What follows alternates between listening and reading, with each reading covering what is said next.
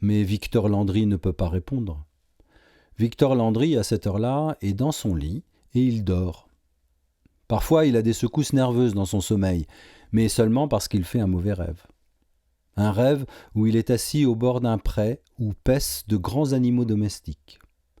Mais dans son rêve, la pâture se vide d'un coup, et le sol, liquide désormais, est une large étendue, où flottent quantité d'objets qu'il croit reconnaître mais qu'il n'arrive pas à identifier. Et du sol, comme des ballons qu'on aurait lâchés et qui brusquement remonteraient à la surface, apparaissent aussi d'autres objets. Et chacune de ces apparitions le fait sursauter, c'est pour ça qu'il a des secousses dans les jambes. Il est inquiet, Victor Landry, parce que cette pâture ressemble étrangement à la rivière qui coulait juste derrière la maison de son grand-père et auquel il accédait en passant une porte de bois ouverte dans le mur du fond du jardin. Enfant, il y trempait ses pieds après avoir enlevé ses chaussures et ses chaussettes qu'il posait bien alignées sur le bord de l'eau. Et l'eau était glacée et elle lui glissait entre les orteils. Et là aussi, il a les pieds plongés dans le liquide, mais c'est le sol qui est comme de l'eau de terre, qui coulerait lentement en portant tous les objets.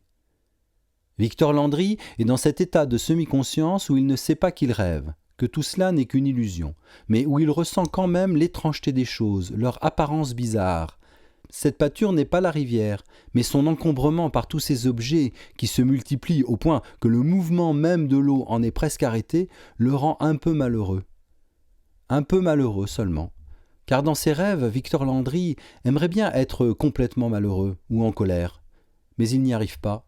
Il aimerait se mettre à crier, hurler même. Mais il reste sur le bord de l'émotion comme sur le bord de l'eau.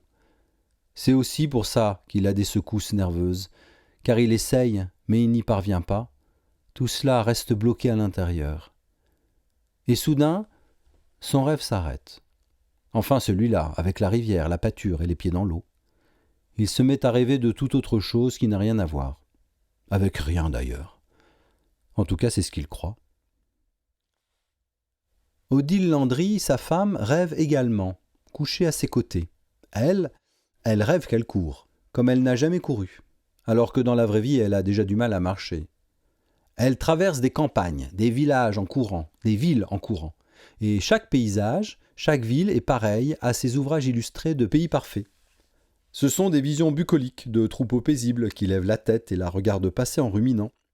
Peut-être est-ce justement les bêtes qui ont déserté le pré de Victor, si on veut bien imaginer que les deux rêves se sont entremêlés.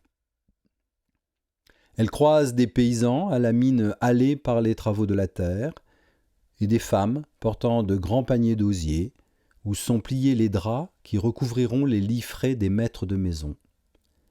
Elle traverse des cités éclairées par les devantures de magasins, où les étalages débordent de marchandises de luxe, de victuailles colorées. Mais elle ne s'arrête pas. Odile Landry, elle n'est jamais fatiguée, elle continue de courir, dépassant sans presque regarder tous ces décors de pacotille.